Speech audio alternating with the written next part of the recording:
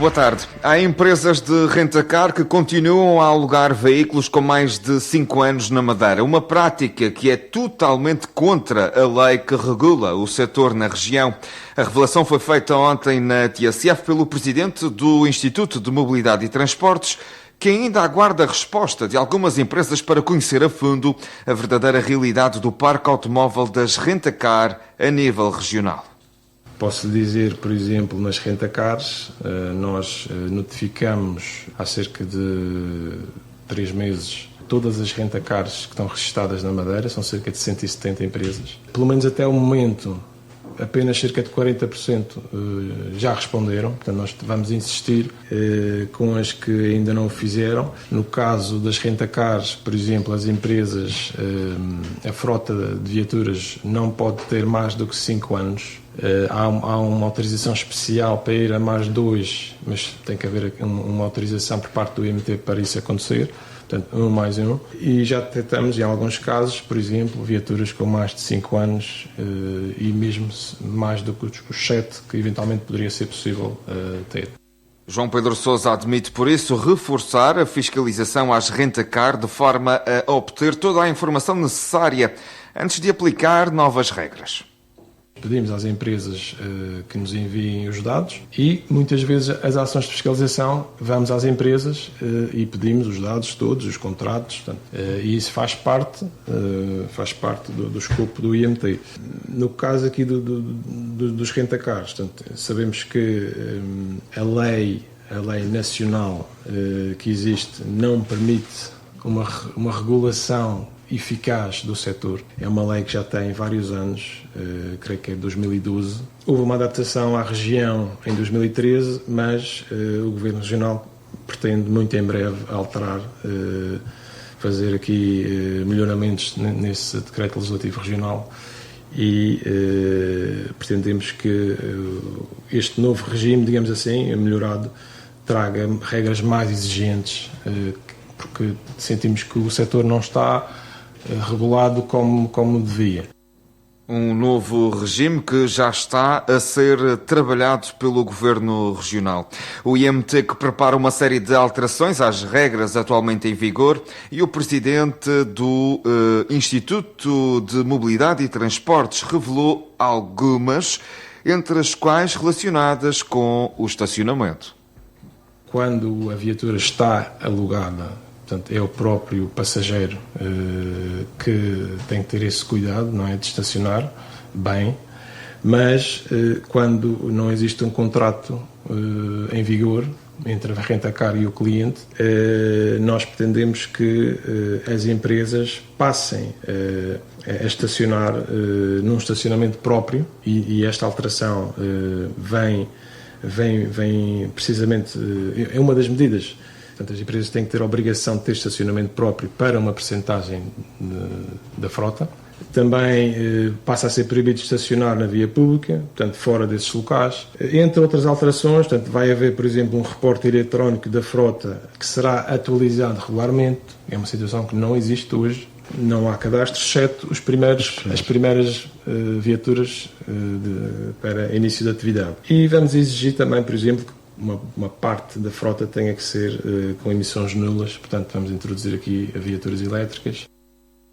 Quanto à aplicação de um contingente, João Pedro Sousa adianta que a lei impede essa limitação, por isso impor um número elevado de viaturas elétricas nas frotas das empresas é um caminho alternativo. Aqui no caso das rentacars não é possível. Mas estamos em crer que com estas alterações e por exemplo, a questão do número de viaturas com emissões nulas, essa cota vai crescer à medida que a frota é maior. Portanto, isso vai, de certa forma, também reduzir, digamos, a frota no global. É lógico que nós o que pretendemos é que o IMT tenha mais poderes de supervisão e regulação. Portanto, obviamente que as rentacars são necessárias. O turismo, como sabemos, cresceu imenso nos últimos anos e todos estes turistas precisam de se movimentar pela ilha. E nós sabemos que a nossa região não é, por exemplo, comparada a uma capital europeia que tem digamos, os seus pontos de interesse todos num centro urbano. E, portanto, é normal haver um crescimento também na atividade das rentacars. Nós o que queremos, como disse, é regular e supervisionar o melhor o setor e vamos continuar a reforçar a fiscalização deste setor. Existem atualmente entre 15 e 18 mil viaturas de rentacar a circular nas estradas da região. Ainda sobre mobilidade, o presidente da Taxis Ramo foi ontem à Assembleia da República pedir um travão ao setor TVDE. Segundo Paulo Pereira, o transporte de passageiros em viaturas TVDE tem um custo muito mais barato do que num táxi e há motoristas que estão a pensar abandonar a profissão. Os táxis, atualmente, estão parados constantemente. Fazem um serviço de manhã e um à tarde. Porquê? Porque os TVDE trabalhem a 50% e a 60% ou talvez mais barato que os próprios táxis. Portanto, isto para nós é discriminação. E é isto que nós pretendemos para a Madeira, que não haja discriminação e que todos possam jogar com as mesmas armas. Hoje enfrentamos problemas concretos. Excesso de viaturas TVDE nas ruas, congestionamento diário, práticas de concorrência desajustada e impactos negativos da mobilidade. O setor do táxi regulado, fiscalizado e essencial ao serviço público está sob uma enorme pressão, com profissionais a perder rendimentos e a repensar no seu futuro. Um mercado frágil, onde plataformas internacionais atuam sem olhar para as responsabilidades sociais e económicas próprias de um território insular. O efeito é claro: maior estabilidade e risco de monopolização da mobilidade. Este excesso de viaturas, sem controle, gera trânsito, degrada o ambiente urbano, deixa as zonas periféricas sem cobertura adequada e fragiliza a mobilidade da população. Ouvido na Comissão de Infraestruturas, Mobilidade e Habitação, Paulo Pereira exigiu desta forma que a Madeira tenha autonomia para regular o setor, o que tem esbarrado na leitura do Tribunal Constitucional sobre esta matéria. Uma frota TVDE excessiva, completamente desajustada à dimensão insular, trânsito caótico que compromete a qualidade de vida, tarifas artificiais, práticas predatórias e dumping que destroem o mercado. Aumento da pegada ambiental, além da asfixia económica de milhares de famílias que vivem no táxi, setor que sempre assegurou mobilidade, serviço público e proximidade às populações. Pedimos justiça, pedimos equilíbrio, exigimos respeito pela autonomia que a Constituição nos garante. É urgente que esta Assembleia corrija a falha da lei. É urgente clarificar que as regiões autónomas têm competência para regulamentar a atividade TVDE. Uma posição que também mereceu a total concordância do presidente da Associação TVDE na Madeira. Temos uma grande preocupação por um grande crescimento descontrolado na nossa região autónoma da Madeira. Temos uma grande preocupação porque, assim como vocês já se deram conta do grande descontrole do TVDE aqui no continente, nós estamos em risco na nossa região cair na mesma sintonia. Por isso nós estamos aqui para pedir que a região autónoma da Madeira tenha a faculdade de poder dar os poderes para a região legislar. Porque nossa realidade, que nossas características de região são totalmente diferentes do continente. Não podemos fechar os olhos a uma realidade totalmente diferente. Este descontrole vai trazer como consequência, não vai ser sustentável nossa atividade. Precisamos, já que somos uma região autónoma para umas coisas, acho que também temos que ter autonomia na parte de mobilidade para nós pôr regras, para nós poder regulamentar e ter uma atividade estável. Alejandro Abreu, que também viajou até São Bento. Hoje foi dia de debate autárquico na antena da TSF Madeira e o Conselho da Ponta do Sol motivou troca de palavras entre Rui Marques, candidato da coligação PSD-CDS, e Célia Pessegueiro, cabeça de lista do Partido Socialista e candidata a um terceiro e último mandato no município pontasolense. E o principal ponto de discussão centrou-se no caso judicial do qual Rui Marques está acusado de crimes de prevaricação, abuso de poder e violação de regra urbanística. O social-democrata viu-se na obrigação de fazer um esclarecimento.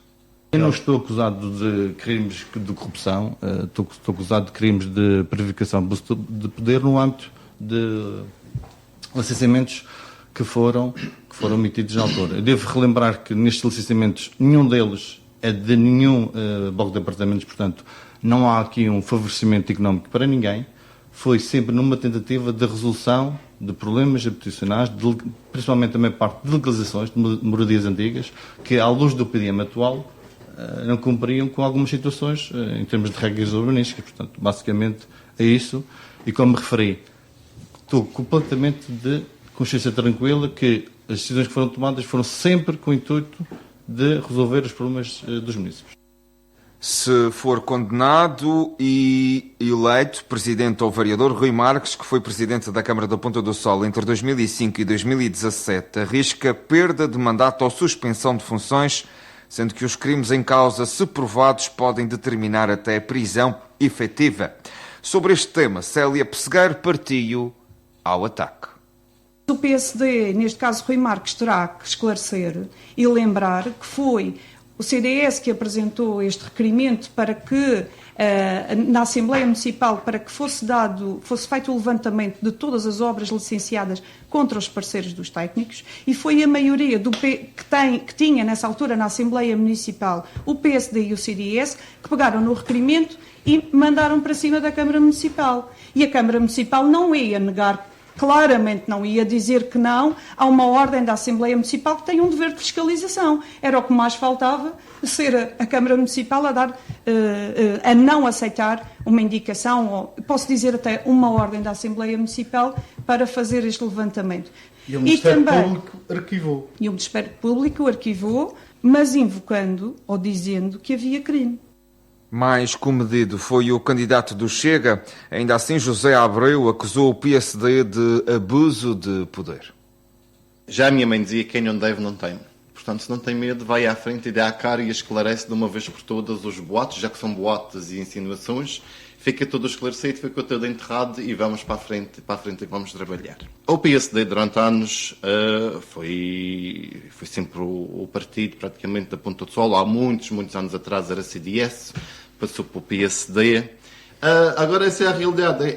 Houve sempre um abuso de poder do PSD, porque pensa que pode e manda em todo o lado, não só na Ponta do Sol, mas em todo o lado, e depois nós vamos, estas bolhas vão aparecendo ao de cima, quer dizer, se não houvesse o abuso de poder, não havia estes problemas, para agora temos que os resolver.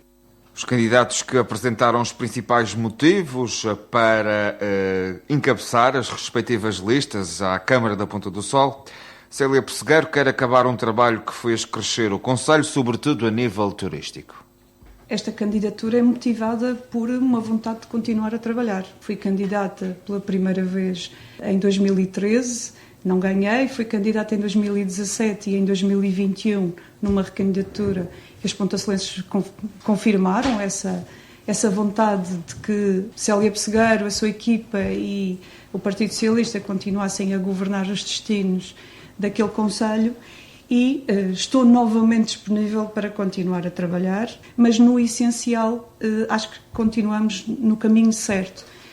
Houve um enfoque muito grande naquilo que dizia respeito ao turismo, porque recordo-me muito bem de uma expressão que usava já em 2013, a Ponta do Sol não pode ser um concelho de passagem, tem que ser um concelho de paragem. Sentíamos que a entrada de turistas e aquilo que representava o rendimento da atividade turística não caía no concelho, porque os turistas passavam sempre, e hoje termos mais pessoas a pernoitar no concelho, o que isso representa de receitas para as pessoas que investiram no alojamento local, para as unidades turísticas, mas também para a atividade comercial. Já Rui Marques quer voltar a devolver ao município uma política de proximidade. A grande mudança que os pontacelenses anseiam é fazermos uma política de proximidade. Foi essa a sensação que eu tive no terreno, foi o apelo que a população também me fez, tanto a mim como também aos meus companheiros. E, portanto, o que nós queremos fazer é uma política de proximidade.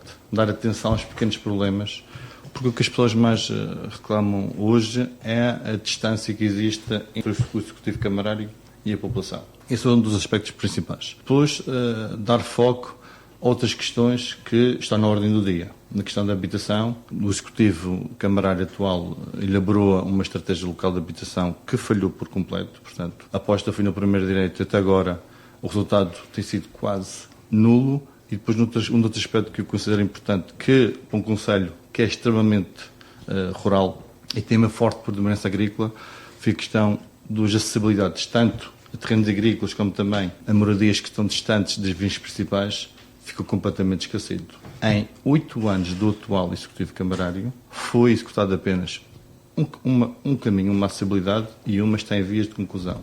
Em 8 anos, apenas 2 pequenos acessos a terrenos e a moradias. Do lado do Chega, José Abreu quer ser alguém em quem o povo possa confiar. Eu quis-me candidatar à Ponta de Sol para ser mais uma voz em que o povo da Ponta de Sol possa contar. Este aqui na Ponta de Sol, não só na Ponta de Sol, mas eu hoje em dia vejo muito na Ponta de Sol, que eu hoje jogo do ataca. Um ataca um ataca o outro. Um ataca um ataca o outro. E uma das minhas objetivos é parar com que esses ataques acabem e que começamos a ver realmente o que é que o povo precisa. É todo muito bonito vir e dizer eu fiz isto e fiz aquilo, tu não fizeste isto, não fizeste aquilo, mas quando esteve no lugar foi igual ou pior. Quem não tem telhados de vidro que atire pedras ao ar. Os debates na TSF Madeira com os principais candidatos às eleições autárquicas. Amanhã será a vez da Ribeira Brava. Começa hoje o Festival Colombo, o evento que promete juntar no Porto Santo locais, madeirenses e turistas. O tradicional desembarque de Cristóvão Colombo no Cais da Vila está agendado para o final desta tarde, pelas 7h15. A Ilha Dourada conta para este fim de semana com 93% de ocupação hoteleira. São cerca de 400 as pessoas que vão estar envolvidas em toda esta oferta de animação. O nosso investimento em 2025 é de 204.400 euros. Por outro lado, a taxa de ocupação que nós prevemos, com base na auscultação que já foi feita, aponta para 93%, que está também em linha com o levantamento que foi feito o ano passado com a mesma antecedência. E o impacto desta ocupação, segundo o Eduardo Jesus, é grande. A repercussão é grande, porque se nós estamos a falar numa ocupação de 93%, estamos a falar quase na ocupação de quase todos os quartos do Porto Santo. Isso representa não só o impacto direto no alojamento, mas em toda a restauração, nos transportes, na animação, no mergulho, nos serviços todos associados. E por isso estamos a falar num momento de grande presença de mercado, de procura, que deixa necessariamente esse impacto. Ainda de acordo com as palavras do secretário com a pasta do turismo, a alteração da data do evento também possibilitou que mais pessoas visitassem a ilha nesta altura do ano. O que nós verificamos é que, a partir do momento que se puxou a data do Festival Colombo mais para a frente, a ocupação no Porto Santo prolongou-se mais tempo. A ocupação mais elevada no Porto Santo prolongou-se mais tempo. E não temos a mais pequena dúvida de que o contributo do Festival Colombo é grande para que aconteça essa mesma ocupação. Porquê? Porque antes de termos o Festival Colombo nesta data, nunca se tinha verificado uma ocupação a este nível. Portanto, ao puxar para esta data o Festival Colombo, fez com que a ocupação se prolongasse, a boa ocupação se prolongasse até este momento. O tempo vai recuar até ao século XV no Porto Santo para receber Cristóvão Colombo. A Polícia de Segurança Pública deteve em Câmara de Lobos um homem de 41 anos suspeito de tráfico de droga. A operação decorreu no estreito de Câmara de Lobos após denúncias anónimas que davam conta da atividade junto a uma casa de voluta. O suspeito foi interceptado em flagrante e na sua posse encontravam-se 66 doses de heroína, 31 de uma substância conhecida como Bloom e 192 doses de Gorbimix, além de 87 euros em numerário e material associado ao tráfico. No local estavam ainda 4 consumidores com idades entre os 38 e os 45 anos que foram sinalizados para a Comissão de Dissuasão da Toxicodependência. Após primeiro interrogatório judicial, O detido ficou sujeito a termo de identidade e residência, aguardando em liberdade os desenvolvimentos do processo. A PSP aproveita ainda para alertar a população para os perigos do consumo de drogas e reafirma o seu compromisso no combate ao narcotráfico. O aviso amarelo para tempo quente emitido pelo IPMA continua a ser alargado. Foi prolongado por 24 horas até às 7 da tarde de amanhã, sexta-feira, para todo o território regional. Tanto na Madeira quanto no Porto Santo espera-se persistência de valores elevados da temperatura máxima.